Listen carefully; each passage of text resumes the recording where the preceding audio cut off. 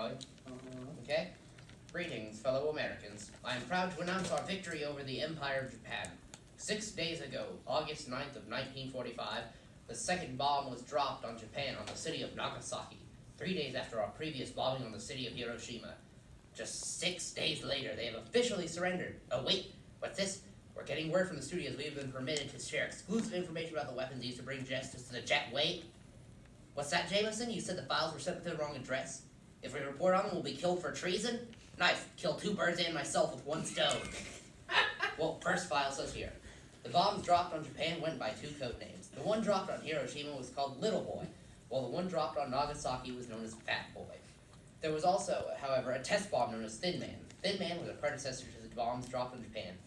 They had worked out the physics and how to get the reaction going, but the Thin Man had 2 critical flaws. The first, that it was far too long to be aerodynamic. It would spin on its side in the air and then shatter on the ground, much like my childhood dreams. Then, there was an even worse issue. The bomb was too unstable and threatened to detonate prematurely due to impurities in the fissile material. In English, the nuclear material that gave the bomb its punch. Wow, that made absolutely no sense. Oh wait, here we go. How it works, that ought to help. Nuclear weapons are powered by fission. Fission occurs when a neutron strikes the nucleus of a uranium or plutonium atom. The uranium nucleus splits into fragments, and in the process creates 3 new neutrons. 2 of these neutrons will be useless, much like my children. However, 1 will hit another uranium atom, continuing the reaction. Every time an atom is hit, it releases some bonding energy as well. When all this energy is released at once in a single chain reaction, it causes a nuclear explosion. There are 2 methods of causing this reaction, the gun method and the implosion method. The one used in the Little Boy bomb was the gun method, and the one used in the Fat Boy bomb was the implosion method. In this form, a normal chemical explosion launches 2 pieces of uranium into each other, causing fission.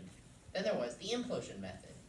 In these, multiple explosives, called explosive leads, would be shaped in a certain manner to control the blast wave shape, and would all concentrate around a highly compressed core of critical plutonium, again, causing reaction. What's that, Jameson? The FBI says they'll let us off with 5 years in prison if we shut up now? Tell them to shove it, I want death. Anyway, folks, back to what I was saying.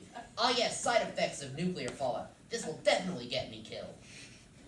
The first deaths caused by a nuclear explosion are usually due to the destruction of buildings, as the sheer pressure generated by the blast is enough to destroy most buildings. Then there are several varieties of burns which would affect victims, such as those resulting from thermal energy, aka normal burns, or infrared radiation, or gamma radiation. After these, there were still potentials for victims to die of radiation poisoning, or simply from the various deadly toxins in the air, including various carcinogens or cancer-causing chemicals, like my ex-wife.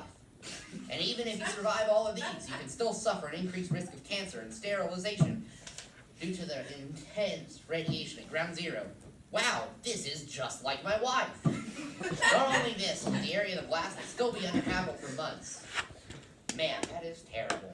But the Japanese tortured prisoners of war and refused to surrender, so my sympathy is limited. What's that, Jameson? The FBI is right at the door? Well, then good. I still have time to say a little more before they fill me with lead. Wait, 1946 to 2019? That hasn't even happened yet. Hold them off, Jameson. The world needs to know this. After the bombing of Hiroshima and Nagasaki, there has never been another instance of nuclear weapons used in war. After the Cold War, in which the U.S. and Soviet Union dueled for nuclear weapon supremacy, the Intermediate Nuclear Forces Treaty was signed to prevent the spread of nuclear weapons and prevent the threat of mutually assured nuclear destruction. After various discoveries of the dangers of radiation, any interaction with radioactive materials is mostly avoided, as much of this information in this report was not discovered till long after the bombing, such as the 1960s.